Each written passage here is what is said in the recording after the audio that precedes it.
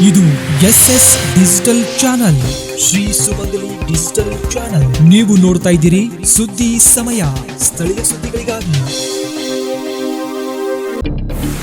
ಸುದ್ದಿ ಸಮಯದ ಪ್ರಾಯೋಜಕರು Mahalakshmi jewellers, gold hub, main road, Kalaburagi.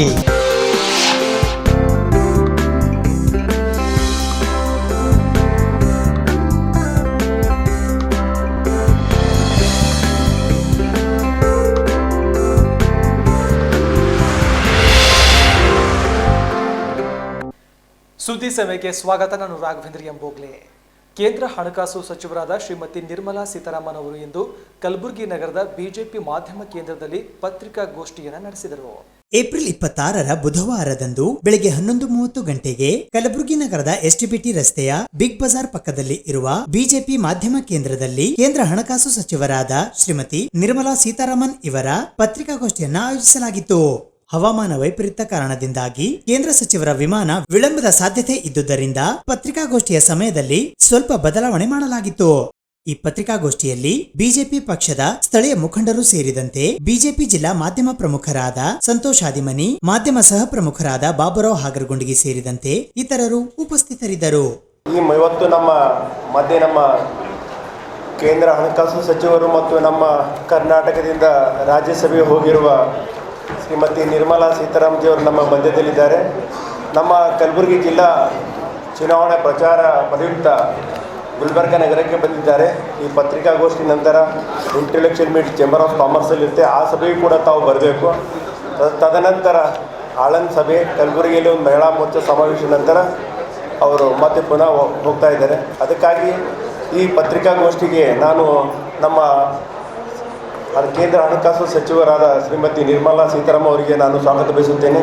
ಅದೇ ರೀತಿ ನಮ್ಮ ಶಶಿಕಲಾ टेंगड़ी ಅವರಿಗೂ ಕೂಡ ನಾನು ಸ್ವಾಗತ ಬಯಸುತ್ತೇನೆ. बेंगलुरु में से ही मेरा फ्लाइट निकला नहीं, मैं वेट कर रही थी. कुछ लैंडिंग का प्रॉब्लम था, इसीलिए देर हुआ, सो क्षमा कीजिए, मैं देर से शुरू कर रही हूँ. कर्नाटका के चुनाव के संदर्भ में मैं इधर आई हूँ. आज कलबुर्गी जैसे डिस्ट्रिक्ट और पार्लियामेंट्री क्षेत्र मान लीजिए, जहां पिछड़ापन बहुत था, निज़ाम के समय से बाहर आने के बाद से पिछड़ापन बहुत ज़्यादा था और सामाजिक पिछड़े हुए समाज बहुत सारे भी थे और आज भी हैं. उनके लिए बहुत सारे कार्यक्रम भारत सरकार के द्वारा, मोदी जी के द्वारा बहुत सारे कार्यक्रम भी हो रही है. मैं शुरुआत में ही ये बात रखना चाह रही हूँ. डॉक्टर बाबा साहेब आम्बेडकर के 5 महत्वपूर्ण ऐसे क्षेत्र हैं. महापरिनिर्वाण हो, उनका लंदन में पढ़ने का क्षेत्र हो, या दिल्ली में उनके कर्मभूमि जो थे उधर, और मऊ में उनके जन्मस्थली हो, इन सब का, ये 5 क्षेत्रों का पुनर्निर्माण और सरकार ही उसका खरीद करके सरकार के रेख में रखना, ये सब हमारे इस क्षेत्र के अध्यक्ष मुझे याद दिला रहे हैं, वो पंचतीर्थ बोलते हैं. सो पंचतीर्थ, वो सही बोल रहे हैं, पंचतीर्थ. सो इन 5 क्षेत्र को पुनर्निर्माण करना, अच्छा सा बिल्डिंग वगैरह उसमें करना और वो पिछड़े हुए वर्गों को एक रिकग्निशन देना, ये सब प्रधानमंत्री मोदी जी आने के बाद भारतीय जनता पार्टी के सरकार के द्वारा हुआ. मैं इसीलिए इसको सामने रख रही हूँ कि पूरे देश में सबका साथ, सबका विकास के लिए काम करने वाले सरकार भारतीय जनता पार्टी की सरकार. और कर्नाटका में भी इसीलिए जब हम सरकार इधर के बात करते हैं, इधर भी वो सबका साथ और सबका विकास के कार्यक्रम होते हैं. उसके लिए बहुत सारे आंकड़ा है और जिसमें मुख्यतः कलबुर्गी जैसे इलाकों में क्या क्या कार्यक्रम हम कर रहे हैं, कल्याण कर्नाटका के लिए हम क्या कर रहे हैं, केंद्र सरकार क्या कर रही है और राज्य सरकार क्या कर रही है, इन सब का विवरण मेरे पास है। कन्नड़ा में भी उसका डिस्ट्रीब्यूशन भी करवाती हूँ, मगर मैं उसमें पूरे एक एक करके अभी पढ़ने वाले नहीं हूँ, क्योंकि हमारे कार्यकर्ता लोग पार्टी के जब पूरे इधर इलाके में वोट के लिए मांगते हुए घूमते हैं, लोगों से मिलते हैं, ये डेटा देते हैं। मैं पूरे आपके समय उसमें नहीं बीता। एक वैचारिक दृष्टि यही है कि सबको डेवलपमेंट पहुंचना है, इसीलिए नॉर्थ कर्नाटका में इस बजट में हमने अपर भद्रा के लिए इतना बड़ा घोषणा की, क्योंकि इन सभी इलाकों में उनको डेवलपमेंट के लिए वो अच्छा सा आगे का कदम है। प्रधानमंत्री जी का ये भी कोशिश है कि भारत के जितनी भी दाल चाहिए, तुअर हो, मसूर हो, उड़द हो, सबको भारत में ही उत्पादन अच्छा हो, जिससे हम विदेश से इंपोर्ट करने का कगार में नहीं आए। इसके लिए उत्पादन के लिए किसानों को बोनस दिया जाता है, एमएसपी रेट भी अनाउंस किया जाता है, और प्रोक्योरमेंट का पूरे एफसीआई और नेफेड और सब प्रोक्योरमेंट एजेंसी भी इसमें हर साल नियंत्रित होकर के आकर खरीदारी करते हैं। सो इस इलाके में मैं जो विषय महत्वपूर्ण है किसानों के नजरिया से, मिलेट श्री अन्न हो या दाल, तुअर दाल हो, इन सब का प्रावधान हमारे बजट्स में भी होता है, और सरकार भी और प्रधानमंत्री जी इसके लिए बहुत ही ध्यान देते हैं। और उस प्रधानमंत्री का नाम लेने में इनको इतना जलन क्यों हो रही है? कर्नाटका में नेता नहीं है, मैं सिर्फ क्योंकि मैं इधर बैठी हूँ मैं बोलना चाहती हूँ कांग्रेस वालों को, वीरेंद्र पाटिल साहब को सरकार से और उनके पद से इन शर्मनाक वे हटाने वाले कौन है भाई? वो कन्नडिगा नहीं थे? उनको हटाने के समय कन्नडिगा को हटाने ये ध्यान नहीं था कांग्रेस को? शर्म की बात। और वो आज प्रधानमंत्री जी का नाम लेने में उनको लग रहा कि कर्नाटका में कोई नेता नहीं है, जबकि आप ही इतना बड़ा सा पाप किए कि वीरेंद्र पाटिल साहब को हटाया। ऐसे कांग्रेस मुंह खोल करके इन विषयों में बात करना नहीं चाहिए। बीजेपी का डेवलपमेंट में और बीजेपी को कर्नाटका में गांव जाके बीजेपी का झंडा को लहराया तो येडियुरप्पा जी है। और उस समय अगर कुछ कारणवश, कुछ एलिगेशन के वश वो पद से नीचे उतरे, उसको आप वीरेंद्र पाटिल जी का कांग्रेस के वैखरी के ऊपर जो मैं बात कर रहे हैं उससे कंपेयर कर रहे हैं, बिल्कुल गलत है भाई। हम आज भी येडियुरप्पा जी को वो सम्मान देते हैं और तब भी दिए थे और आने वाले दिन भी देंगे। इसीलिए कोई कंपैरिजन नहीं करना कांग्रेस के साथ बीजेपी का इस विषय में।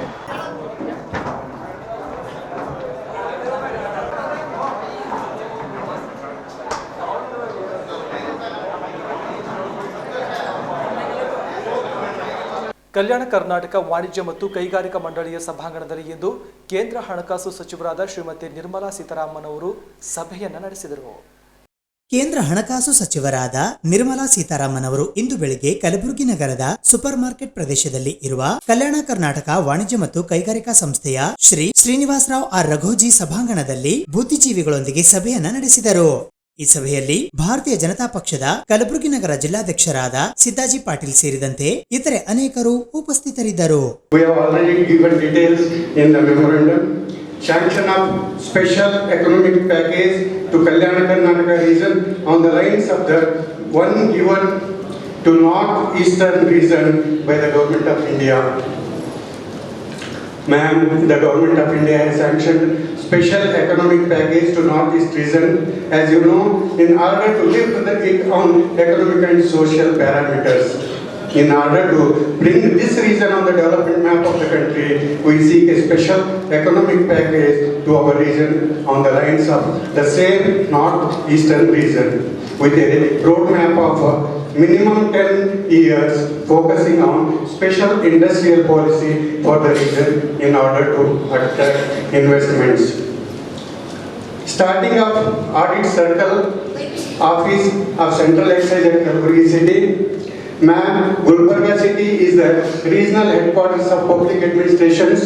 Since long, our region contributes as much as 20.07% to the central tax. But the audit circle of the Office Central Excise is located at a far-off place at Bellary. All the 5 districts of Kalburgi, Bidar, Yadgir, Raichur and Koppal have to move to that Bellary city, and it makes very difficult for the stakeholders of Central Excise to travel all the way by road to city, as the same is not connected by rail. Hence, there is a need to start Audit Circle Office of Central Excise at Kalburgi, considering these ground realities.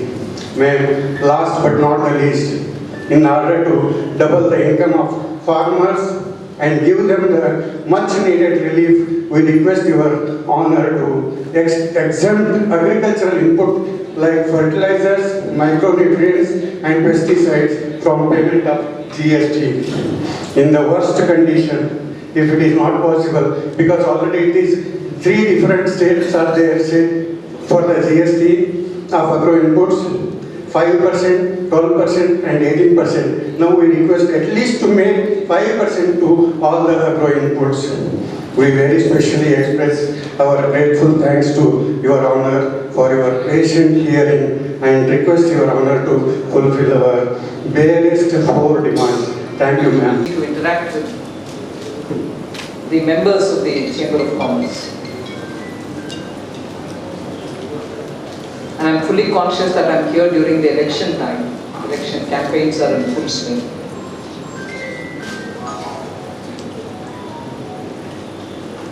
So I can broadly give a picture of the economy, also the way in which both the central government and the state government are giving priority to Karnataka's various developmental initiatives. But ultimately the question is, you are the thinking citizens. You are the elite of the society. Each one of you have a big section of the society on which your views and opinions matter. You are able to see the challenges and also the virtues of certain initiatives which are being taken. More may be required, but the fact is, as things stand, both the central government and the state government and their initiatives will have to be recalled, and I'm not doing that so that I don't take too much of your time. Will have to be recalled, weighed in comparison to what had happened earlier, and therefore, I hope each one of you, in the interest of Karnataka, can see where Karnataka's future, if vested, is safe and sure for future prosperity. So, keeping that in mind, I'd like to share a few thoughts.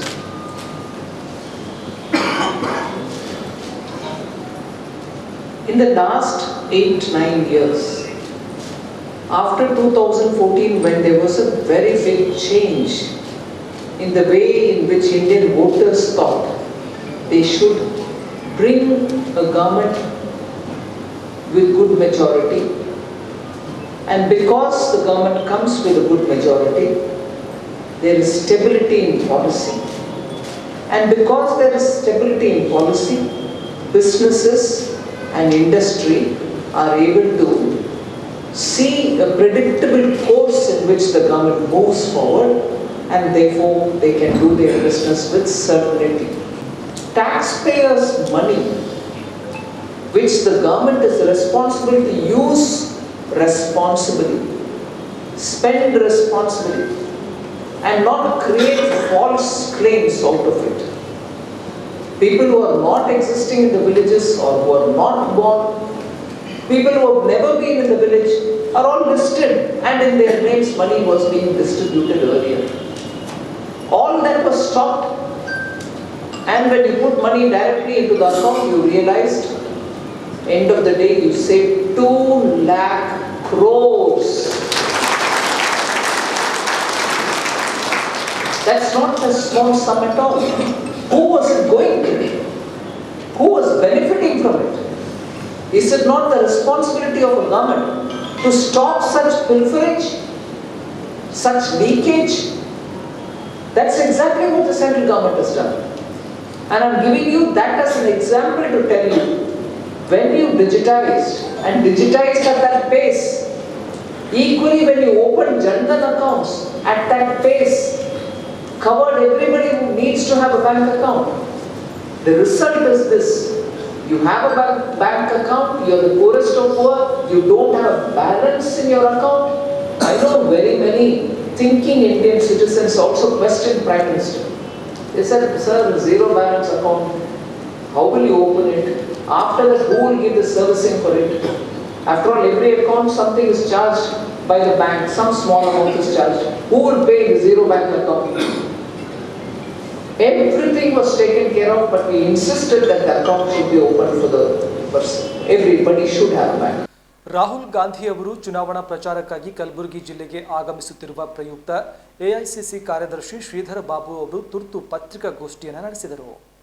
ಎಐಸಿಸಿಯ ಮಾಜಿ ಅಧ್ಯಕ್ಷರಾದ ರಾಹುಲ್ ಗಾಂಧಿ ಅವರು ಕಲಬುರಗಿ ಜಿಲ್ಲೆಗೆ ಚುನಾವಣಾ ಪ್ರಚಾರಕ್ಕಾಗಿ ಆಗಮಿಸುತ್ತಿರುವ ಪ್ರಯುಕ್ತ ದಿನಾಂಕ 26 April 2023ರಂದು ಮಧ್ಯಾಹ್ನ 1 ಗಂಟೆಗೆ ಜಿಲ್ಲಾ ಕಾಂಗ್ರೆಸ್ ಸಮಿತಿಯ ಕಚೇರಿಯಲ್ಲಿ ಕಲಬುರಗಿ ವಿಭಾಗದ ಉಸ್ತುವಾರಿ ಎಐಸಿಸಿ ಕಾರ್ಯದರ್ಶಿಗಳು, ಶಾಸಕರು ಹಾಗೂ ಮಾಜಿ ಸಚಿವರಾದ ಶ್ರೀಧರ್ ಬಾಬು ಅವರು ತುರ್ತು ಪತ್ರಿಕಾಗೋಷ್ಠಿಯನ್ನು ಉದ್ದೇಶಿಸಿ ಮಾತನಾಡಿದರು.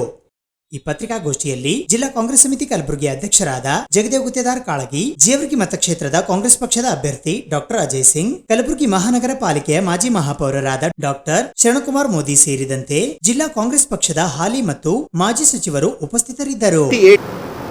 ये बात लोगों से कहने के लिए और हमारे जो सरकार आने के बाद जो करेंगे हम वेलफेयर और डेवलपमेंट किस तरह करेंगे लोगों को बता के 10 तारीख जो इलेक्शन होगी वो इलेक्शन में कांग्रेस पार्टी को जिताने के लिए और उम्मीदवार उस दिन जवरगी में ये बड़ी रैली सभा में पार्टिसिपेट होंगे.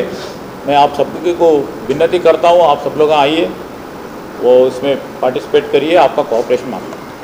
ಶುಕ್ರವಾರ 28 ಏಪ್ರಿಲ್ ಶುಕ್ರವಾರ ಸನ್ಮಾನ್ಯ ರಾಹುಲ್ ಗಾಂಧಿ ಅವರು ಹಾಗೂ ಅಖಿಲ ಭಾರತ ಕಾಂಗ್ರೆಸ್ ಸಮಿತಿಯ ಪ್ರಧಾನ ಕಾರ್ಯದರ್ಶಿಗಳಾಗಿರುವಂತಹ ರಣದೀಪ್ ಸಿಂಗ್ ಸುರ್ಜೇವಾಲಾ ಅವರು ಹಾಗೂ ಅಖಿಲ ಭಾರತ ಕಾಂಗ್ರೆಸ್ ಸಮಿತಿಯ ಪ್ರಧಾನ ಕಾರ್ಯದರ್ಶಿಗಳು ಆಗಿರುವಂಥ ಸನ್ಮಾನ್ಯ KC ವೇಣುಗೋಪಾಲ್ ಅವರು ಹಾಗೂ ಅವ್ರ ಜೊತೆ ಎಲ್ಲ ಕಡೆ ಕರ್ನಾಟಕ ಪ್ರದೇಶ ಕಾಂಗ್ರೆಸ್ ಸಮಿತಿಯ ಅಧ್ಯಕ್ಷರಾಗಿರುವಂಥ ಸನ್ಮಾನ್ಯ DK ಶಿವಕುಮಾರ್ ಅವರು ಹಾಗೂ ವಿರೋಧ ಪಕ್ಷದ ನಾಯಕರಾಗಿರುವಂಥ ಸನ್ಮಾನ್ಯ ಸಿದ್ದರಾಮಯ್ಯ ಅವರು ಎಲ್ಲರೂ ಹಾಗೂ ಹಲವಾರು ನಾಯಕರು ಅವರು ಕಲಬುರಗಿ ಬರೋರಿದ್ದಾರೆ. ಕಲಬುರಗಿ ಜಿಲ್ಲೆಯಲ್ಲಿ ಜೇವರ್ಗಿ ಮತಕ್ಷೇತ್ರದಲ್ಲಿ, ಜೇವರ್ಗಿ ಪಟ್ಟಣದಲ್ಲಿ ಇರತಕ್ಕಂಥ ಕ್ರೀಡಾಂಗಣದಲ್ಲಿ ಒಂದು ಬೃಹತ್ ಸಭೆಯನ್ನು ಮಾಡಲಾಗಿದೆ. ಅದು ಬೆಳಗ್ಗೆ 11 ಗಂಟೆಯಿಂದ ಮಧ್ಯಾಹ್ನ 1 ಗಂಟೆ ತನಕ ನಡೆಯಲಿದೆ. ಆ ಒಂದು ಕಾರ್ಯಕ್ರಮದಲ್ಲಿ ಇವತ್ತು ಬೆಲೆ ಏರಿಕೆ, ನಿರುದ್ಯೋಗ ಹಾಗೂ ಬೇರೆ ಬೇರೆ ಸಮಸ್ಯೆಗಳಿಗೆ ಒಂದು ನಮ್ಮ ಪಕ್ಷದ ಪ್ರಣಾಳಿಕೆಯಲ್ಲಿ ನಾವು ಒಂದು ಪರಿಹಾರವನ್ನು ಹುಡುಕಿ ಈ ಒಂದು ಪ್ರಚಾರವನ್ನು ಕೂಡ ಮಾಡೋದಕ್ಕಾಗಿ ಇವತ್ತು ಮುಂದೆ ಬರ್ತಕ್ಕಂಥ ದಿನಗಳಲ್ಲಿ ಒಂದು ಇಡೀ ಕರ್ನಾಟಕ ರಾಜ್ಯದಲ್ಲಿ ಕಾಂಗ್ರೆಸ್ ಪಕ್ಷದ ಪರವಾಗಿ ಒಂದು ಅಲೆ ಇದೆ. ಯಾವ ಒಂದು ರೀತಿಯಿಂದ 1989ರಲ್ಲಿ ದಿವಂಗತ ವೀರೇಂದ್ರ ಪಾಟೀಲ್ ಅವರ ಒಂದು ನೇತೃತ್ವದಲ್ಲಿ ಏನೋ ಒಂದು ಅಲೆ ಇತ್ತು, ಅದೇ ಅಲೆ ಮತ್ತೊಮ್ಮೆ ಕರ್ನಾಟಕ ರಾಜ್ಯದಲ್ಲಿ ಎದ್ದು ಕಾಣ್ತಾ ಇದೆ. ನಾವು ನಿರೀಕ್ಷೆ ಮಾಡ್ತಕ್ಕಂಥ 120 130 ಸೀಟ್ ನಾವೇನು ಮಾಡ್ತಾ ಇದ್ವಿ, ಇವತ್ತು ದಿವಸ ನಾವು ಸಮೀಕ್ಷೆ ಎಲ್ಲ ಕಡೆ ನಾವು ನೋಡ್ತಾ ಇದ್ದೀವಿ. ಇದು ನಾವು ಹೇಳ್ತಕ್ಕಂಥ ಮಾತಲ್ಲ, ಎಲ್ಲ ಕಡೆ ಟಿ ವಿ ಮಾಧ್ಯಮದಲ್ಲಿ ಪತ್ರಿಕೆದಲ್ಲಿ ಬರ್ತಾ ಇದೆ. ಬಹುಶಃ ಮುಂದೆ ಬರ್ತಕ್ಕಂಥ ದಿನಗಳಲ್ಲಿ ಇದೇ ಒಂದು ಅಲೆ ಇದ್ದರೆ 150ಕ್ಕಿಂತ ಹೆಚ್ಚು ನಾವು ಗೆಲ್ತೀವಿ ಅಂತ ಒಂದು ಸಂಪೂರ್ಣವಾದ ಒಂದು ವಿಶ್ವಾಸ ಇದೆ. श्री राहुल गांधी जी जवर्गी आ रहा 11 बजे पब्लिक मीटिंग होगी. ये पब्लिक मीटिंग में ये गुलबर्गा के सब क्षेत्र से लोग आएंगे और कांग्रेस पार्टी के उम्मीदवार राहुल गांधी जी के साथ रहेंगे वो मीटिंग में. ये बहुत बड़ी जलसा होगी. तकरीबन 50,000 से अधिक ये मीटिंग होगी. सब क्षेत्र से बड़ी संख्या से ये मीटिंग के लिए लोग आने के लिए बहुत उचित थे. और राहुल जी जब आएगा यही बात कहने के लिए अभी अजय सिंह ने जो बात बताई ಅದಕ್ಕೆ ನಮ್ಮ ಮುಖಂಡರು, ನಮ್ಮ ನಾಯಕರು ಆಗಿರೋ ಸನ್ಮಾನ್ಯ ರಾಹುಲ್ ಗಾಂಧಿ ಅವರು ಬರ್ತಾ ಇದ್ದಾರೆ ಅಂತ ಹೇಳಲು ತಮ್ಮೆಲ್ಲರೂ ಕೂಡ ತಿಳಿಸಲಿಕ್ಕೆ ಇಷ್ಟಪಡ್ತೇನೆ. एयरपोर्ट आएंगे, यहीं पर रात में नाइट स्टे है, सुबह में यहाँ से निकल के जवर्गी जाएंगे. ಕಾಂಗ್ರೆಸ್ ಸಮಿತಿಯ ಮಾಜಿ ಅಧ್ಯಕ್ಷರು ಸುಮಾರು 3600 ಕಿಲೋಮೀಟರು ಕನ್ಯಾಕುಮಾರಿಯಿಂದ ಕಾಶ್ಮೀರವರೆಗೆ ಮಾಡಿರುವಂಥ ಭಾರತ್ ಜೋಡೋ ಅಂತ ಒಂದು ಐತಿಹಾಸಿಕ ಪಾದಯಾತ್ರೆಯನ್ನು ಮಾಡಿರುವಂತಹ ನಮ್ಮ ನಾಯಕರಾಗಿರುವಂಥ ಸನ್ಮಾನ್ಯ ರಾಹುಲ್ ಗಾಂಧಿ ಅವರು ನಾಳೆ ಕಲಬುರಗಿ ಬರೋರಿದ್ದಾರೆ. ನಾಡಿದ್ದು 11 ಗಂಟೆಗೆ ಜೇವರ್ಗಿ ಮತಕ್ಷೇತ್ರದಲ್ಲಿ ಒಂದು ಬೃಹತ್ ಕಾರ್ಯಕ್ರಮ ಇದೆ, ಒಂದು ಬೃಹತ್ ಸಮಾವೇಶ ಇದೆ. ಆ ಒಂದು ಕಾರ್ಯಕ್ರಮದಲ್ಲಿ ಕರ್ನಾಟಕ ರಾಜ್ಯದ ಹಿರಿಯ ವರಿಷ್ಠರು, ಮುಖಂಡರು ಎಲ್ಲರೂ ಭಾಗಿಯಾಗ್ತಾ ಇದ್ದಾರೆ. ಇಡೀ ಕಲಬುರಗಿ ಜಿಲ್ಲೆಯ 9 ಕ್ಷೇತ್ರದ ಎಲ್ಲ ಕಾಂಗ್ರೆಸ್ ಪಕ್ಷದ ಅಭ್ಯರ್ಥಿಗಳು, ಪಕ್ಷದ ಮುಖಂಡರು ಎಲ್ಲರೂ ಅದರಲ್ಲಿ ಭಾಗವಹಿಸಲಿದ್ದಾರೆ. ಈ ಒಂದು ಕಾರ್ಯಕ್ರಮ ಬೆಳಗ್ಗೆ 11 ಗಂಟೆಗೆ ಜೇವರ್ಗಿಯಲ್ಲಿ ಇರ್ತಕ್ಕಂಥ ಕ್ರೀಡಾಂಗಣದಲ್ಲಿ ನಡೆಯಲಿದೆ. ಆ ಒಂದು ಕಾರ್ಯಕ್ರಮದಲ್ಲಿ ಹೆಚ್ಚಿನ ಸಂಖ್ಯೆಯಲ್ಲಿ ತಾವೆಲ್ಲರೂ ಸುಮಾರು ಒಂದು ಕನಿಷ್ಠ 50,000 ಜನ ಬರ್ತಕ್ಕಂಥ ಒಂದು ನಿರೀಕ್ಷೆ ಇದೆ. ಇಡೀ ಕಲಬುರಗಿ ಜಿಲ್ಲೆಯಿಂದ ಎಲ್ಲರೂ ಬರೋರಿದ್ದಾರೆ. ತಾವೆಲ್ಲರೂ ಕೂಡ ಹೆಚ್ಚಿನ ಸಂಖ್ಯೆಯಲ್ಲಿ ಅದರಲ್ಲಿ ಭಾಗಿಯಾಗಬೇಕಂತ ತಮ್ಮೆಲ್ಲರಿಗೆ ನಾನು ಕಳಕಳಿಯಿಂದ ವಿನಂತಿ ಮಾಡ್ತೇನೆ. ಕಲಬುರಗಿ ಉತ್ತರ ಮತಕ್ಷೇತ್ರದ ಬಿಜೆಪಿ ಅಭ್ಯರ್ಥಿ ಚಂದು ಪಾಟೀಲ್ ಅವರಿಂದ ಇಂದು ಕಲಬುರಗಿ ನಗರದ ಶಹಾ ಬಜಾರ್ನಿಂದ ಲಾಲ್ ಹನುಮಾನ್ ಮಂದಿರದವರೆಗೆ ಪಾದಯಾತ್ರೆಯನ್ನ ಹಮ್ಮಿಕೊಳ್ಳಲಾಗಿತ್ತು. ಕಲಬುರಗಿ ಉತ್ತರ ಮತಕ್ಷೇತ್ರದ ಭಾರತೀಯ ಜನತಾ ಪಕ್ಷದ ಅಭ್ಯರ್ಥಿಯಾದ ಚಂದು ಪಾಟೀಲ್ ಅವರು ಇಂದು ಕಲಬುರಗಿ ನಗರದ ಜಗತ್ವೃತ್ತದಲ್ಲಿ ಇರುವ ಸಂವಿಧಾನ ಶಿಲ್ಪಿ ಡಾಕ್ಟರ್ ಬಿಆರ್ ಅಂಬೇಡ್ಕರ್, ವಿಶ್ವಗುರು ಜಗಜ್ಯೋತಿ ಶ್ರೀ ಬಸವೇಶ್ವರರ ಪುತ್ಥಳಿ, ಹಸಿರು ಕ್ರಾಂತಿಯ ಹರಿಕಾರ, ಮಾಜಿ ಉಪ ಪ್ರಧಾನಿ ದಿವಂಗತ ಡಾಕ್ಟರ್ ಬಾಬು ಜಗಜೀವನ್ ರಾಮ್ ಹಾಗೂ ಕ್ರಾಂತಿವೀರ ಸಂಗೊಳ್ಳಿ ರಾಯಣ್ಣವರ ಪ್ರತಿಮೆಗಳಿಗೆ ಮಾಲಾರ್ಪಣೆ ಮಾಡಿ ಕಲಬುರಗಿ ನಗರದ ಶಹಾ ಬಜಾರ್ ಬಡಾವಣೆಯಿಂದ ಲಾಲ್ ಹನುಮಾನ ಮಂದಿರದವರೆಗೆ ಪಾದಯಾತ್ರೆ ಮಾಡುವ ಮೂಲಕ ಮತಯಾಚನೆ ಮಾಡಿದರು. ಈ ಸಂದರ್ಭದಲ್ಲಿ ಅವರೊಂದಿಗೆ ಉತ್ತರಾಖಂಡದ ಮಾಜಿ ಮುಖ್ಯಮಂತ್ರಿ ತೀರತ್ ಸಿಂಗ್ ತಿವಾರಿ ಸೇರಿದಂತೆ ಇತರೆ ಅನೇಕ ಜನ ಬಿಜೆಪಿಯ ಕಾರ್ಯಕರ್ತರುಗಳು ಉಪಸ್ಥಿತರಿದ್ದರು. आज उत्तर मध्य क्षेत्र विधानसभा के प्रत्याशी भाई चंदू पाटिल, जो कि बच्चों के दिलों में, नौजवानों के दिलों में, माताओं के दिलों में छाए हैं, वो उनका काम बोलता है. बिना विधायक रहते हुए भी जिस तरह उन्होंने 5 साल काम किया, संघर्ष किया, कोविड के समय में भी यानी अपनी परवाह न करते हुए जनता के बीच में बने रहे, दवाइयाँ बांटते रहे, खाना देते रहे, मोदी जी के पद चिन्हों पे चलते रहे. ऐसा चंदू पाटिल को आज यहाँ की जनता ने स्वीकार्यता दी है, विजय श्री प्राप्त करने वाले हैं. और मैं कहता हूं कि काम के आधार पर प्रधानमंत्री मोदी जी ने जिस प्रकार के काम किए, सबका साथ, सबका विकास, सबका विश्वास, सबका प्रयास, आम घरों में उजाला दिया, पानी पहुंचाने का काम किया, उज्ज्वला गैस कनेक्शन के तहत गैस देने का काम किया, शौचालय दिए, तो वहीं आपका आयुष्मान योजना के तहत 5 लाख रुपए देकर के इलाज कराने का भी जो किया, गरीब कल्याण योजना के तहत कोविड में तो घर घर राशन पहुंचाए, अब भी राशन पहुंचाने का काम हो रहा है। मित्रों, यह काम मोदी जी के, और जिस तरह उसी कामों के आधार पर मोदी जी आज देश नहीं तो दुनिया के सर्वमान्य नेता कहला रहे हैं। और मैं कह सकता हूं वहीं दूसरी तरफ जो आज पूरा विपक्ष एक हो जा रहा है, वो डरा हुआ, घबरा हुआ है, क्योंकि इस प्रकार के भ्रष्टाचार की लंबी कतार उनकी है कि हर रोज़ हर दिन कोई न कोई जेलों में जाने का काम जो किया है वो ठूसे जा रहा है, और उससे उसको डर है, भय है, क्योंकि उन्होंने देश को लूटा है, समाज को लूटा है, जनता का लूटा है, भ्रष्टाचार किया है। तो आज मोदी जी के राज में भ्रष्टाचार को समाप्त करना और कांग्रेस मुक्त भारत बनाना, यह हम चल रहे हैं। और आप देखा है कि खड़के यहाँ के राष्ट्रीय अध्यक्ष और यहीं के रहने वाले अपने गृह क्षेत्र में ही अपनी निकाय को बचा नहीं पाए। Mayor Bhajpa, deputy mayor Bhajpa, पार्षद भाजपा, तो क्या बचा पाएंगे? जो घर को बचा नहीं पाए प्रदेश को बचाएंगे, देश को बचाएंगे क्या? तो यह एक मैंने कहा कि लाइन बन गई, दिशा बन गई है कि कर्नाटक में भाजपा और फिर भाजपा और चंदू भाई विधायक बनेंगे, कर्नाटक की सरकार में पहुंचेंगे। या जनता ने मन बनाया है उनके काम के। मोदी जी का जो काम है, आज प्रदेश सरकार, केंद्र सरकार दोनों मिलकर के 2 इंजनों की सरकार आगे बढ़ रही है। और मैं कह सकता हूं मोदी जी अभी फिर आएंगे, उनका रोड शो कार्यक्रम होने वाला है इस जिले के अंदर भी।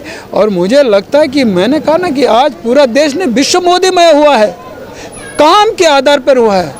आज विश्व के अन्य देश भी मोदी का गुणगान गा रहे हैं। अरे जहां पहले भारत का राष्ट्राध्यक्ष प्रधानमंत्री कभी जाया करता था पिछले 50 वर्षों के अंदर, तो कोई पूछता नहीं था, घास नहीं डालता था, लेकिन आज प्रधानमंत्री मोदी जाता है तो एयरपोर्ट पे वहाँ का राष्ट्राध्यक्ष प्रधानमंत्री लेने के लिए, स्वागत करने के लिए आता है। यह नया भारत आया है। तो इसको देखते हुए आज मैंने कहा कि फिर भाजपा, और 24 में भी भाजपा, और कर्नाटक में भाजपा, और चंदू जी विधायक नहीं तो मंत्री हैं। ಇವತ್ತೊಂದು ದಿವಸ ನಮ್ಮ ರಾಜ್ಯಾಧ್ಯಕ್ಷರು ಒಂದು ಕೆರೆ ಕೊಟ್ಟಿರು, ನಾವೆಲ್ಲ ಭಾರತೀಯ ಜನತಾ ಪಾರ್ಟಿ MLA ಕ್ಯಾಂಡಿಡೇಟ, ನಮ್ಮ ಮಂಡಲ ಅಧ್ಯಕ್ಷರು, ನಮ್ಮ ಜಿಲ್ಲಾ ಅಧ್ಯಕ್ಷರು, ನಮ್ಮ ಎಲ್ಲ ಹಿರಿಯ ಮುಖಂಡರು, ಎಲ್ಲ ಲೀಡರ್ಗಳಿಗೆ ಇವತ್ತಿನ ದಿವಸ ನಾವೆಲ್ಲರೂ ಒಂದು ಟೀಮ್ ಮಾಡ್ಕೊಂಡು ಎಲ್ಲ ನಮ್ಮ ಬಾಬಾ ಸಾಹೇಬ್ ಅಂಬೇಡ್ಕರ್ ಅವರಿಗೆ, ಬಸವಣ್ಣವರಿಗೆ, ಸಂಗೊಳ್ಳಿ ರಾಯಣ್ಣ ಅವರಿಗೆ ಮತ್ತು ಬಾಬು ಜಗಜೀವನ್ ರಾಮ್ ಅವರಿಗೆ ನಾವೆಲ್ಲರೂ ಹೋಗಿ ಮಾಲಾರ್ಪಣೆ ಮಾಡಬೇಕು. ಮಾಡಿ ನಾವೆಲ್ಲರೂ 1000 ಸಂಖ್ಯೆನಾಗ ಒಂದು ಪಾದಯಾತ್ರೆ ಮಾಡಬೇಕು. ಮಾಡಿ ಪೂರ ನಮ್ಮ ಮತಕ್ಷೇತ್ರನಾಗ ಒಂದು ಆವಾಜ್ ಮೂಡಿಸ್ಬೇಕು, ಒಂದು ಧ್ವನಿ ಮೂಡಿಸ್ಬೇಕು. ನಾವು ಏನು ಕೆಲಸಗಳು ಮಾಡ್ತಾಯಿದ್ದೆವು, ನಾವು ಏನು ಮಾಡ್ತೀವಿ ಅಂತಂತೇಳಿ ಮನೆ ಹೋಗಿ ಮನವೊಲಿಸ್ಬೇಕಂತಂತೇಳಿ ಅವರ ಒಂದು ಕಾರ್ಯ ಕೊಟ್ಟಾರ. ಆ ಕಾರ್ಯನಾಗ ಇವತ್ತೊಂದು ದಿವಸ ನಾವು ಅರ್ಧ ಮುಗಿಸಿದೆವು. ನಮ್ಮ ಈ ಕಾರ್ಯಕ್ರಮಕ್ಕೆ ನಮ್ಮ ತೀರ್ಥ್ ಸಿಂಗ್ ಜಿ, ಮಾಜಿ ಜಾರ್ಖಂಡ್ ಮುಖ್ಯಮಂತ್ರಿ ಅವ್ರು ಬಂದಿದ್ದರು. ಈ ಕಾರ್ಯಕ್ರಮಕ್ಕೆ ಅವ್ರು ಚಾಲನೆ ಕೊಟ್ಟಾರ. ನಿನ್ನ ಹಿಡಿದು ನಮ್ಮ ಸಂಘಟರ ಅವರು ನಮ್ಮೆಲ್ಲ ಕಡೆ ನೋಡಿ ಅವ್ರು ಹೇಳ್ತಾ ಇದ್ದರು बहुत कम डेवलपमेंट हुआ ना। देखिए सर, ये कांग्रेस है, ये जो वार्ड में सब काम करे, ये हम भारतीय जनता पार्टी 3 साल जब अब सरकार में थे हम करे सो है और ಏನೂ ಮಾಡಿರಲಿಲ್ಲ ಅಂತೇಳಿ ನಾ ಹೇಳ್ದೆ. ಅದಕ್ಕೆ ಈ ಸತಿ ನಮ್ಮ ಉತ್ತರ ಮತಕ್ಷೇತ್ರನಾಗ ಪೂರ ಜನ ಡಿಸೈಡ್ ಮಾಡ್ಯಾರ. ಜನ ಅಂತಂತಂದರೆ ಹಿಂದೂ ಮುಸ್ಲಿಂ ಜನ ಡಿಸೈಡ್ ಮಾಡ್ಯಾರ. क्या भी होने दो, इस बार चंदू पाटिल को एक चांस देखेंगे, क्योंकि उसके ऊपर हमारे को भरोसा है, वो सबका साथ, सबका विकास, सबका विश्वास करेगा. क्योंकि 5 साल उन्होंने देखा है मेरा बिहेवियर कैसा है, मेरा काम कैसा है, मेरा संगठन कैसा है. तो पूरे हमारे उत्तर मध्य क्षेत्र में आज एक लहर है, वो लहर कमल का लहर है. 100% इस बार भारतीय जनता पार्टी जीतेगा और हम आपको जिता के दिखाएंगे भी बोलना चाहता हूँ. ದಿವಂಗತ ಪ್ರೊಫೆಸರ್ AY ನಾಯಕ್ ಅವರ ಸಂಸ್ಥೆಯಾಗಿರುವ ಶ್ರೀ ಗುರು ಸ್ವತಂತ್ರ ವಿಜ್ಞಾನ ಕಾಲೇಜಿನ ಪ್ರಥಮ PUC ಪ್ರವೇಶ ಪರೀಕ್ಷೆಗೆ ಇಂದು 1900 ವಿದ್ಯಾರ್ಥಿಗಳು ಹಾಜರಾಗಿ ಪರೀಕ್ಷೆಯನ್ನು ಬರೆದಿದ್ದಾರೆ. ದಿವಂಗತ ಪ್ರೊಫೆಸರ್ AY ನಾಯಕ್ ಅವರ ಸಂಸ್ಥೆಯಾಗಿರುವ ಶ್ರೀ ಗುರು ಸ್ವತಂತ್ರ ವಿಜ್ಞಾನ ಕಾಲೇಜಿನಲ್ಲಿ ದಿನಾಂಕ 25 ಏಪ್ರಿಲ್ 2023ರಂದು ಪ್ರಥಮ PUCಗಾಗಿ ಪ್ರವೇಶ ಪರೀಕ್ಷೆ ನಡೆಯಿತು. ಈ ಪರೀಕ್ಷೆಗೆ 1900 ವಿದ್ಯಾರ್ಥಿಗಳು ಹಾಜರಾಗಿದ್ದರು. ಈ ಸಂದರ್ಭದಲ್ಲಿ ವಿದ್ಯಾರ್ಥಿಗಳು ಮತ್ತು ಪಾಲಕರು ಶ್ರೀ ಗುರು ಕಾಲೇಜಿನ ಬಗ್ಗೆ ತಮ್ಮ ಅನಿಸಿಕೆಗಳನ್ನು ಹಂಚಿಕೊಂಡರು. ನಮ್ಮ ಹೆಸರು ಅಡವಾಯ ಟೆಂಗಳಿ ಅಂತ್ರಿ. ಈ ಕಾಲೇಜ್ದು ಏನಿಲ್ಲ ಅಂದ್ರೆ 22 ವರ್ಷ ಹಿಡಿದು ಒಳ್ಳೆ ಸ್ಟೂಡೆಂಟ್ಗಳನ್ನ ಕೊಡ್ತಾ ಬಂದಿದ್ದಾರೆ. ಇಡೀ ಕಲಬುರಗಿ ಡಿಸ್ಟಿಕ್ಗೆ ನಾಯಕ್ ಸರ್ ಅಂತ ಅವರೊಂದು ಹೆಸರಿನಿಂದನೇ ಈ ಕಾಲೇಜ್ನ ಇಷ್ಟು ಬೆಳೆಯೋಕ್ಕೆ ಪ್ರಮುಖ ಕಾರಣ ಅವರೇ, ನಾಯಕ್ ಸರ್ ಅವರೇ. ಅವರಿಂದನೇ ಇಷ್ಟು ದೊಡ್ಡದಾಗಿ ಬೆಳೆದಿದ್ದಿದೆ. ಇದರಿಂದ ಮತ್ತಿನ ಸಾಕಷ್ಟು ಹುಡುಗರೇನದ ಮುಂದೆ ಮೆಡಿಕಲ್ ಅಂತ, ಇಂಜಿನಿಯರಿಂಗ್ ಅಂತ ಬೇರೆ ಸ್ಟೇಟ್ಗಾಗಲಿ ಹೋಗ್ಯಾರ, ಔಟ್ ಆಫ್ನು ಹೋಗ್ಯಾರ. ಅಷ್ಟು ಒಳ್ಳೆ ಎಜುಕೇಷನ್ ಅಂದ್ರೆ ಒಳ್ಳೆ ಇದೇ ಕಾಲೇಜೇ ನಮ್ಗೆ ಒಳ್ಳೆ. ನಮ್ಮ ಪೇರೆಂಟ್ಸ್ ಏನಪ್ಪ ಅಂದ್ರೆ ಈ ಕಾಲೇಜ್ಗೆ ಅಡ್ಮಿಷನ್ ಆದ್ರೆ ಅವ್ರದ್ದೇನಂತ ಫುಲ್ ಸಂತೋಷ ಅಂತೇಳಿ ಪೇರೆಂಟ್ಸ್ಗೆಲ್ಲ. ಅವರು ಎಲ್ಲ ಪೇರೆಂಟ್ಸ್ ಏನು ಬಯಸ್ತಾರ, ಫಸ್ಟ್ ಗುಲ್ಬರ್ಗ ಎಲ್ಲಪ್ಪ ಶ್ರೀ ಗುರು ಕಾಲೇಜ್ ಅಡ್ಮಿಷನ್ ಆಯ್ತು ಅಂದ್ರೆ ಸಾಕು, ಮತ್ತು ಮುಂದೆ ಯಾವುದು ನೋಡಲ್ಲ ಅಂತೇಳಿರಿ. ಅದಕ್ಕೆ ಒಳ್ಳೆ ಕಾಲೇಜು ಎಲ್ಲರೂ ಏನದ ಇಲ್ಲೇ ಬಯಸ್ತಾರೆ ರೀ. ನಾವು ನಮ್ಮ ಹುಡುಗಿನೂ ಈಗ ಆಲ್ರೆಡಿ ಎಕ್ಸಾಮ್ ಕೊಡ್ಲತ್ತಳ್ರಿ, ನಮ್ಮದು ಆಸೆ ಅದ ರೀ ಇದೇ ಕಾಲೇಜ್ಗೆ ಅಡ್ಮಿಷನ್ ಆಗಬೇಕು. ಅವ್ರು ಅಡ್ಮಿಷನ್ ನಂತರ ಮುಂದೆ ಏನದ ಈಗ ಒಳ್ಳೆ ಮೆಡಿಕಲ್ ಆಯಿತು, ಇಂಜಿನಿಯರಿಂಗ್ ಆಯಿತು, ದೊಡ್ಡ ದೊಡ್ಡ ಲೆಕ್ಚರ್ ಆಯಿತು. ಇನ್ನೊಂದು 4 ಹುಡುಗರಿಗೆ ಪಾಠ ಮಾಡೋಂಥ ಒಂದು ಸ್ಟೂಡೆಂಟ್ ತಯಾರಾಗಬೇಕಾದ್ರೆ ಈ ಕಾಲೇಜ್ದಾಗ ಕಲಿಬೇಕು ಅವ್ರು, ಇಷ್ಟೇ ಮತ್ತೇನಿಲ್ಲ ನಮ್ಮದು. ನನ್ನ ಹೆಸರು ಅಮಿತ್, ಇಂಜಿನಿಯರ್. ನಮ್ಮ ಮಗ ಈಗ ನಾನು ಕೂಡ ಇದರಲ್ಲಿ ನಾಯಕ್ ಅವ್ರ ಸರ್ ಅವರ ತೆಳಗೆ ಕಲಿತಂಥ ವಿದ್ಯಾರ್ಥಿ. ನಾನು ಕೂಡ ಇಂಜಿನಿಯರಿಂಗ್ ಪಾಸಾಗಿ ನಮ್ಮ ಮಕ್ಕಳು ಕೂಡ ಉನ್ನತ ಶಿಕ್ಷಣ ಪಡಿಬೇಕಂತ ಭಾಳ ಆಸೆ ಇದೆ. ಅದಕ್ಕಾಗಿ ಅವರು 22 ವರ್ಷದಿಂದ ಇಲ್ಲಿ ಮಾಡ್ತಾಯಿದ್ದಾರೆ. ಯಾಕಂದರೆ ಇಲ್ಲಿಂದ ನೀಟ್ ಆಗಿರ್ಬೋದು, JEE ಆಗಿರ್ಬೋದು, ಅವೆಲ್ಲ ಕೂಡ ಇಲ್ಲಿನ ಎಲ್ಲರೂ ಆಲ್ಮೋಸ್ಟ್ 90+% ಬರ್ತಾ ಇದ್ದಾರೆ. ಅದಕ್ಕಾಗಿ ಇಲ್ಲಿ ಕಾಲೇಜ್ನಲ್ಲಿ ಬೆಳಗ್ಗೆ ನೋಡಿರ್ಬೋದು ತಾವು, ಕಿಕ್ಕಿರದಂಥ ಸ್ಟೂಡೆಂಟ್ಸ್ ಇದ್ದಾರೆ. ಎಷ್ಟು ಜನ ಸೆಲೆಕ್ಟ್ ಆಗ್ತಾರೋ ಗೊತ್ತಿಲ್ಲ, ಆದರೆ ಇಲ್ಲಿ ಓದಿದವರು ಉನ್ನತ ಸ್ಥಾನಕ್ಕೆ ಹೋಗಿದ್ದಾರೆ ಅಂತ ನನ್ನ ಒಂದು ಪರ್ಸ್ನಲ್ ಅನುಭವ ಇದೆ, ಪರ್ಸನಲ್ ಎಕ್ಸ್ಪೀರಿಯನ್ಸ್ ಇದೆ. Okay sir, thank you. ಹಾಂ ಹೌದು ಸರ್. ಸ್ಟಡಿ ಬಗ್ಗೆ ಹೇಳಬೇಕಂತಂದರೆ ಇಲ್ಲಿ ಆಲ್ಮೋಸ್ಟ್ ಲೆಕ್ಚರ್ಸ್ ಆಗಿರಲಿ, ಪ್ರಿನ್ಸಿಪಾಲ್ಸ್ ಟಾಪ್ ಏನಲ್ಲಿದ್ದಾರೆ ಇಲ್ಲಿ. ಅದಕ್ಕಾಗಿ ನಾವು ಇಲ್ಲಿ ಪ್ರಯತ್ನ ಪಡ್ತಾಯಿದ್ದೇವೆ, ನಮ್ಮ ಮಕ್ಕಳಾಗಲಿ ಮತ್ತು ನಮ್ಮ ಫ್ರೆಂಡ್ ಸರ್ಕಲ್ ಮಕ್ಕಳಾಗಿರಲಿ ಇಲ್ಲಿ ಮಾಡಬೇಕಂತ ಒಂದು ಅಭಿಲಾಷೆ, ಉದ್ದೇಶ ನಮ್ಮದಾಗಿದೆ ಸರ್. ಇದೇ ಕಾಲೇಜ್ನಲ್ಲಿ ಇದು ಮಾಡ್ತೀನಿ ಅಂತೇಳಿ ನಮ್ಮ ಹುಡುಗ ಇದು ಮಾಡ್ದೆ. ಆದರೆ ಎಲ್ಲ ಕಾಲೇಜ್ ಇದರಲ್ಲಿ ಭಾರಿ ಇದು ಅದ ಪಪ್ಪ, ನಾ ಇಲ್ಲೇ ಮಾಡ್ತೀನಿ ಅಂತ. ಇಲ್ಲಿಲ್ಲ ಪಪ್ಪ, ನಾ ಶ್ರೀಗುರಿಗೆ ಮಾಡ್ತಾ ಇದ್ದೀನಿ. ಇಲ್ಲಿ ನಮ್ಮ ದೋಸ್ತರೆಲ್ಲ ಮೊದಲು ಏನು ಇದು ಮಾಡಿಕೊಂಡು ಅವ್ರು ಫಸ್ಟ್ ಕ್ಲಾಸ್ 95, 97ದಲ್ಲಿ ತೆಗೆದುಕೊಂಡಾರ. ಅದಕ್ಕಾಗಿ ನೀ ತೆಗೆದು ಬಳಕ ನೋಡಿ ಫಸ್ಟ್ ಇಯರ್ ಅಂಥೇಳಿ ಈ ಸಾರಿ 91% ಮಾಡಿದ್ದಾನೆ ಫಸ್ಟ್ ಇಯರ್. ಮತ್ತು ಮ್ಯಾಥ್ಸ್ದಲ್ಲಿ 100 ತೊಗೊಂಡಿದ್ದಾನೆ. ಒಟ್ಟು ಟೋಟಲ್ ಟೆಸ್ಟ್ದಲ್ಲಿ 5,600 ರೂಪಾಯಿ ತೊಗೊಂಡಿದ್ದಾನೆ. ಎಲ್ಲ ಗುರುಕುಲ ಸರ್ಗಳೆಲ್ಲರೂ ಸರಿಯಾಗಿ ಕಾಲೇಜ್ ಲೆಕ್ಚರ್ ಇರೋದ್ರಿಂದ ಅವ್ರ ಆಶೀರ್ವಾದದಿಂದ ನಮ್ಮ ಮಗು ಚೆನ್ನಾಗಿ ಅಭ್ಯಾಸ ಮಾಡಿದ್ದಾನೆ. ಇನ್ನು ಮುಂದೆ ಸೆಕೆಂಡ್ ಇಯರ್ನೂ ಹಾಗೆ ಮಾಡ್ತಾಯಿದ್ದೀನಿ ಪಪ್ಪ ಅಂತಂದ. ಎಲ್ಲ ನಮಗೆ ಸರಿಯಾಗಿ ಅನ್ಸುತ್ತೆ ಸರ್. ನೀನು ಮಾಡಿ ಅವಾಗ ಅನ್ನಕತ್ತಂದ 91% ಫಸ್ಟ್ ಇಯರ್ ತೊಗೊಂಡನ, ಮತ್ತು 100 ತೊಗೊಂಡಿದ್ದಾನೆ. ಕೆಮಿಸ್ಟ್ರಿಯಲ್ಲಿ, ಬಯಾಲಜಿ ಉದಾಗೂ ಸರಿಯಾಗಿ ತೊಗೊಂಡಿದ್ದೆ. जी सुहीना बेगम है। यहाँ की स्टडी तो बहुत अच्छी है, इसीलिए तो हम इधर एंट्रेंस एग्ज़ाम देने के लिए इधर लड़की के लिए आए हैं हम इधर। हमको बहुत पसंद है स्कूल कॉलेज, यहाँ पे एजुकेशन भी अच्छा है, हमको पता है, इसलिए हम इंटरेस्टेड है, इसलिए आए हैं हम। नहीं, हम ऐसे सुने थे यहाँ पे अच्छी स्टडी वगैरह बल्कि, इसलिए हम इधर आए। यही गुलबर्गे के हैं हम, एरिया महबूब नगर से यहाँ पे आए। यस, दूर तो अलग हो गया, एजुकेशन कहाँ अच्छा है वो देखते हैं हम। कितना भी दूर होंगे चलता, एजुकेशन कहाँ पे अच्छा है वहाँ पे हम एडमिशन लेना चाहते हैं, दूर नहीं देखते हम। ನನ್ನ ಹೆಸರು ರಮೇಶ್ ಹಡಪದ ತಂದ. ಏನು ಶ್ರೀಗುರಿಯಲ್ಲಿ ಇವತ್ತು ಎಂಟ್ರೆನ್ಸ್ ಎಕ್ಸಾಮನ್ನು ನಮ್ಮ ಮಕ್ಕಳು 10th ಮುಗಿದ ತಕ್ಷಣ PUC ಇಲ್ಲೇ ಅಡ್ಮಿಷನ್ ಬೇಕು ಅಂತಕ್ಕಂಥ ಬಹುತೇಕ ಎಲ್ಲ ಪೇರೆಂಟ್ಸ್ಗಳ ಮಕ್ಕಳು ಮತ್ತು ನಮ್ಮ ಹುಡುಗರು ಕೂಡ ಇಲ್ಲೇ ಓದಬೇಕಂತಕ್ಕಂಥ ಇಂಟ್ರೆಸ್ಟ್ ತೋರಿಸಿರೋದ್ರಿಂದ ಇವತ್ತು ನಾವು PUC ಫಸ್ಟ್ ಇಯರ್ ಅಡ್ಮಿಷನ್ಗಾಗಿ ಇವತ್ತೇನು ಬಂದಿದ್ದೀವಿ. ಶ್ರೀಗುರು ಇಡೀ ಗುಲ್ಬರ್ಗದಲ್ಲೇ ನಂಬರ್ 1 ಏನು ಮೊದಲ ಪ್ರಾರಂಭ ಹಂತದಲ್ಲೂ ಅದೇ ಒಂದು ಮೇಂಟೆನೆನ್ಸ ಇಲ್ಲಿ ಕಾಪಾಡ್ಕೊಂಡು ಬಂದಿದ್ದಾರೆ. ಯಾಕಂದರೆ ಇಲ್ಲಿ ಓದ್ತಕ್ಕಂಥ ಮಕ್ಕಳು JEE ಆಗಿರ್ಬೋದು, ನೀಟ್ ಆಗಿರ್ಬೋದು, KCT ಆಗಿರ್ಬೋದು, ಒಳ್ಳೆ ಒಂದು ಏನು ಸ್ಥಾನವನ್ನು ತೊಗೊಂಡು ಇವತ್ತಿನ ದಿನ ಒಂದು ಒಳ್ಳೆಯ ನೌಕರಿದಲ್ಲಿದ್ದಾರೆ ಮತ್ತು ಬೇರೆ ಒಂದು ದೊಡ್ಡ ಸ್ಥಾನಕ್ಕೆ ಹೋಗಿದ್ದಾರೆ. ಅದಕ್ಕಾಗಲೇ ಶ್ರೀಗುರಲ್ಲಿ ಅಡ್ಮಿಷನ್ ಬೇಕು ಅಂತಕ್ಕಂಥ ನಿಟ್ಟಿನಲ್ಲಿ ಇವತ್ತಿಷ್ಟು ಜನ ಬಂದಿರೋದು. ತಾವು ಮೊದಲಿನಂತೆ ಕಾಪಾಡ್ಬೇಕು. ಮೊದಲು ಹೆಂಗೆ AY ನಾಯಕ್ ಸರ್ ಇದ್ದರು, ಈಗ ಏನದ ನಿತಿನ್ ನಾಯಕ್ ಸರ್ ಕೂಡ ಪೇರೆಂಟ್ಸ್ಗಳ ಕೂಡ ಸಮಸ್ಯೆನೂ ಕೂಡ ಸ್ವಲ್ಪ ಆಲಿಸಬೇಕು. ಮೊದಲಿನ ಹಿಡಿದು ಒಳ್ಳೆಯ ಕಾಲೇಜು, ಈಗಲೂ ಒಳ್ಳೆಯ ಕಾಲೇಜ್ ಅದ. ಹೆಚ್ಚು ವಿದ್ಯಾರ್ಥಿಗಳು ಇಲ್ಲೇ ಅಡ್ಮಿಷನ್ ತೊಗೋಬೇಕಂತಕ್ಕಂಥ ಏನು ಅವರ ಆಶಯ ಭಾವನೆ ಇದೆ, ಅದರ ತಕ್ಕ ತಾವು ಕೂಡ ಏನದ ಪೇರೆಂಟ್ಸ್ ಮತ್ತು ಮಕ್ಕಳಿಗೆ ಕೂಡ ತಾವು ಬೆಂಬಲ ಮಾಡ್ತೀರಿ ಅಂತಕ್ಕಂಥ ಆಶಯ ಭಾವನೆ ಇಟ್ಕೊಂಡು ಇವತ್ತು ನಮಗೆ ಇಲ್ಲಿ ಅಡ್ಮಿಷನ್ ಸಿಗ್ಬೋದು ಅಂತಕ್ಕಂಥ ಒಂದು ಆಶಯ ಭಾವನೆಯೊಂದಿಗೆ ಇಲ್ಲಿ ನಾವು ಬಂದಿರುತ್ತೆ. ಅದಕ್ಕಾಗಿ ನಾವು ಇಲ್ಲೇ ಮಾಡಬೇಕಂತಕ್ಕಂಥ ಒಂದು ಪ್ರಯತ್ನ ಇದೆ. Myself Linkraj. I am studying in first year. Today's paper was nice one. Almost paper was full easy. So some questions are hard and written easily. In future I want to become an engineering. Yeah, I tried my level best. I want to join Sri Guru. This is my father's dream to join Sri Guru. I had tried my level best in the exam. Let's hoping for a best result. Myself Nikita. ನಾನು ಇಲ್ಲೇ ಓದಬೇಕಂತ ಇಷ್ಟಪಡ್ತೀನಿ, ಯಾಕಂದರೆ top ಗುಲ್ಬರ್ಗದ school ಅದ, college ಅದ, ಶ್ರೀ ಗುರು college ಅದ. ಇದು top college ಅದ. ಇಲ್ಲಿ ಓದ್ರೆ ನಂಗೆ ಚಲೋ ಮುಂದೆ ಎಜುಕೇಷನ್ ಸಿಗ್ತಂತ ಇಲ್ಲಿ ಓದಬೇಕಂತ ಇಷ್ಟಪಡ್ತೀನಿ. ಹಾಂ, ನಮ್ಮ ಪೇರೆಂಟ್ಸ್ ನನಗೆ ಇಲ್ಲೇ ಓದಂತಂದು. ನಂಗೆ ಡಾಕ್ಟರ್ ಆಗ್ಬೇಕಂತದ್ರಿ. ನಾವು ಸೇಡಮ್. ಇಲ್ಲೇ ನಾವು room ಮಾಡ್ಬೇಕಂತಂದ್ರೆ. Myself Shweta. I am from Bidar. I have completed my 10th class in Adarsh Vidyalaya Bhemakheda. I am from Bidar district. I want to admission here only. ಎಲ್ಲಕ್ಕಿಂತ ಇದು ಬೆಸ್ಟ್ ಅನಿಸುತ್ತೆ ನಂಗೆ. ಇಲ್ಲ ನಾನು ಅಡ್ಮಿಷನ್ ಮಾಡಿದ್ರೆ ಒಳ್ಳೆಯ ಅಭ್ಯಾಸ ಸಿಗುತ್ತೆ ನನಗೆ.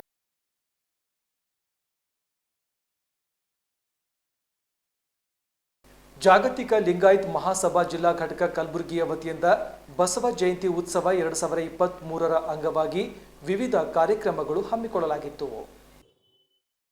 ಜಾಗತಿಕ ಲಿಂಗಾಯತ ಮಹಾಸಭಾ ಜಿಲ್ಲಾ ಘಟಕ ಕಲಬುರಗಿ, ಬಸವಪರ ಸಂಘಟನೆಗಳು ಹಾಗೂ ಕಾಯಕ ಶರಣರ ಒಕ್ಕೂಟ ಕಲಬುರಗಿಯ ವತಿಯಿಂದ 890ನೇ ಬಸವ ಜಯಂತಿ ಉತ್ಸವದ ಅಂಗವಾಗಿ ದಿನಾಂಕ 24ನೇ ಏಪ್ರಿಲ್ 2023 ರಿಂದ 28ನೇ ಏಪ್ರಿಲ್ 2023ರವರೆಗೆ ಪ್ರತಿದಿನ ಸಾಯಂಕಾಲ 6 ಗಂಟೆಗೆ ಕಲಬುರಗಿ ನಗರದ ಜಗದ್ವೃತ್ತದ ಹತ್ತಿರವಿರುವ ಜಗಜ್ಯೋತಿ ಶ್ರೀ ಬಸವೇಶ್ವರರ ಪುತ್ಥಳಿಯ ಹಿಂಭಾಗದಲ್ಲಿ ಇರುವ ಆವರಣದಲ್ಲಿನ ಬಸವ ಸಾಂಸ್ಕೃತಿಕ ವೇದಿಕೆಯಲ್ಲಿ ವಿವಿಧ ಕಾರ್ಯಕ್ರಮಗಳನ್ನು ಹಮ್ಮಿಕೊಳ್ಳಲಾಗಿದ್ದು, ಸೋಮವಾರ ದಿನಾಂಕ 25ನೇ ಏಪ್ರಿಲ್ 2023ರಂದು ಸಾಯಂಕಾಲ 6 ಗಂಟೆಗೆ ನಡೆದ ಕಾರ್ಯಕ್ರಮದ ನೇತೃತ್ವವನ್ನು ಪೂಜ್ಯ ಶ್ರೀಮನ್ ನಿರಂಜನ ಪ್ರಣವ ಸ್ವರೂಪಿ ಸಿದ್ಧಲಿಂಗ ಮಹಾಸ್ವಾಮಿಗಳು, ಸಿದ್ಧಲಿಂಗೇಶ್ವರ ಮಠ ರಾವೂರ್ ವಹಿಸಿದ್ದರು.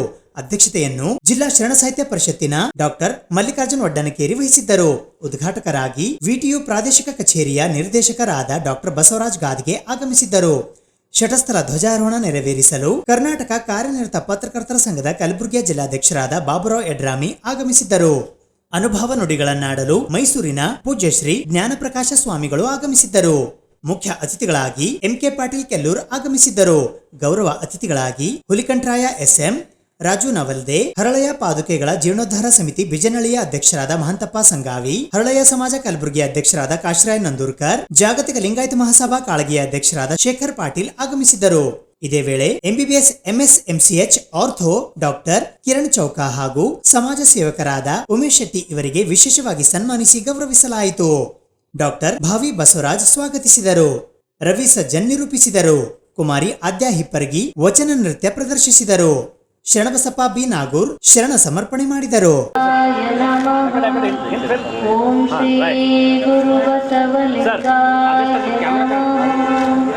ಓಂ ಶ್ರೀ ಗುರು ಬಸವಲಿಂಗಾಯ ನಮಃ. ಆದರೂ ನನಗೆ ಪೂರ್ವಕವಾಗಿ ಮಾತಾಡೋಕ್ಕೆ ನನಗೆ ರಿಕ್ವೆಸ್ಟ್ ಮಾಡಿದರು. ಸೊ ಎಲ್ಲರಿಗೆ ಬಸವ ಜಯಂತಿ ಹಬ್ಬದ ಶರಣಾರ್ಥಿ ಹೇಳುತ್ತಾ ನಾನು 2 ಮಾತು ಮುಗಿಸ್ತಾ ಇದ್ದೆ. ಓಂ ಶ್ರೀ ಗುರು ಬಸವಲಿಂಗ. ಬಸವಣ್ಣನ ಬಗ್ಗೆ ಮಾತನಾಡುವುದೆಂದರೆ ಅದು ಸಮಾನತೆಯ ಆಗರ, ತಾಯಿತನದ ಹೃದಯ, ಹಪ್ಪಿಕೊಳ್ಳುವ ಮತ್ತು ಒಪ್ಪಿಕೊಳ್ಳುವ ಸಂಸ್ಕೃತಿ ಇರೋದು ಬಸವ ಸಂಸ್ಕೃತಿಯಲ್ಲಿ. ಯಾವುದು? ಒಪ್ಪಿಕೊಳ್ಳುವ ಹಾಗೂ ಅಪ್ಪಿಕೊಳ್ಳುವ. ಭವಿಷ್ಯ ಜಗತ್ತಿನ ಇತಿಹಾಸದಲ್ಲಿ ಮೊಟ್ಟ ಮೊದಲ ಪ್ರಜಾಪ್ರಭುತ್ವದ ಜನಕ ಯಾರು ಅಂತ ಕೇಳಿದ್ರೆ ದಟ್ ಈಸ್ ಲಾರ್ಡ್ ಬಸವೇಶ್ವರ ಅಂತಕ್ಕಂಥದ್ದನ್ನು ನಾವು ಹೆಮ್ಮೆಯಿಂದ ಹೇಳ್ತೀವಿ. Lord Basaveshwara is a great social reformer. He was a father of a democracy. ಭಾರತದ ಪ್ರಜಾಪ್ರಭುತ್ವದ ತಂದೆ ಅವರು. ಹೆಂಗೆ ಸ್ವಾಮಿಗಳೇ?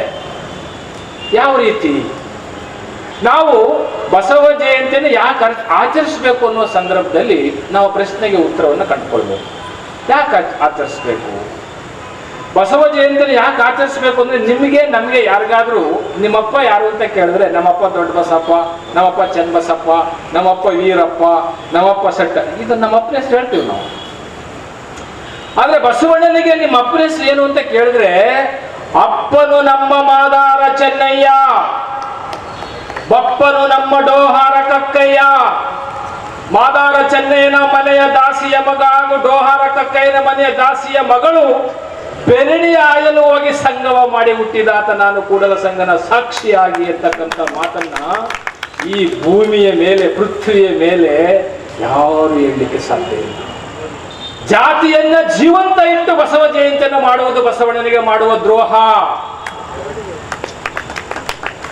ಯಾವ ಜಾತಿಯನ್ನು ನಾಶ ಮಾಡಬೇಕು ಅಂತ ಬಸವೇಶ್ವರರು ಜಲ್ಲಿ ಬೇರೆ, ಕಂಕರ್ ಬೇರೆ, ಕಬ್ಬಣ ಬೇರೆ, ಉಸುಗು ಬೇರೆ, ನೀರು ಬೇರೆ, ಸಿಮೆಂಟ್ ಬೇರೆ ಮಾಡಿತ್ತು. ಕಂಕರು, ಉಸ್ಕು ಎಲ್ಲ, ನೀರು, ಸಿಮೆಂಟ್ ಎಲ್ಲವನ್ನು ಒಂದು ಮಾಡಿದ್ದು ಯಾರಂದ್ರೆ ಅಪ್ಪ ಬಸವೇಶ್ವರ, ಲಾರ್ಡ್ ಬಸವೇಶ್ವರ. ಎಲ್ಲವನ್ನು ಕಾಂಕ್ರೀಟ್ ಮಾಡೋದು. ನಾವು ಬಸವಣ್ಣನವರನ್ನು ಯಾಕೆ ನೆನೆಸ್ಕೋಬೇಕು? ಬಸವಣ್ಣನ ನೆನೆವುದೇ ಭಕ್ತಿಯ ಪಥವು, ಬಸವಣ್ಣನ ನೆನೆವುದೇ ಮುಕ್ತಿಯ ಪಥವು, ಬಸವಣ್ಣನ ನೆನೆವುದೇ ಪರಮ ವಿರಕ್ತಿಯ ಪಥವು. ಬಸವಣ್ಣನ ನೆನೆದು ಬದುಕಿದನು ಕಾರಣ ಉರ್ಲಿಂಗ ಪೆದ್ದಿಪ್ರಿ ವಿಶ್ವೇಶ್ವರ ಅಂತೇಳಿ ನಮ್ಮ ಮಠದ ಗುರುಗಳು ತಮ್ಮ ವಚನದಲ್ಲಿ ಉಲ್ಲೇಖ ಮಾಡಿದ್ದಾರೆ. ಇವಿಷ್ಟು ನಮ್ಮ ಇವತ್ತಿನ ಸುದ್ದಿ ಸಮಯ. ಸ್ಥಳೀಯ ಸುದ್ದಿಗಳಿಗಾಗಿ ನೋಡ್ತಾ ಇರಿ ಸುದ್ದಿ ಸಮಯ. ಸುದ್ದಿ ಸಮಯದ ಲೇಟೆಸ್ಟ್ ಅಪ್ಡೇಟ್ಗಾಗಿ ಸುದ್ದಿ ಸಮಯ ಕಲಬುರಗಿ ಯೂಟ್ಯೂಬ್ ಚಾನಲ್ ಅನ್ನು ಸಬ್ಸ್ಕ್ರೈಬ್ ಮಾಡಿ ಮತ್ತು ಫೇಸ್ಬುಕ್ ಪೇಜ್ ಅನ್ನ ಲೈಕ್ ಮಾಡಿ. ಇದು SS ಡಿಜಿಟಲ್ ಚಾನಲ್, ಶ್ರೀ ಸುಮಂಗಲಿ ಡಿಜಿಟಲ್ ಚಾನಲ್. ನೀವು ನೋಡ್ತಾ ಇದ್ದೀರಿ ಸುದ್ದಿ ಸಮಯ, ಸ್ಥಳೀಯ ಸುದ್ದಿಗಳಿಗಾಗಿ. ಸುದ್ದಿ ಸಮಯದ ಪ್ರಾಯೋಜಕರು Mahalakshmi jewellers, gold hub, main road, Kalaburagi.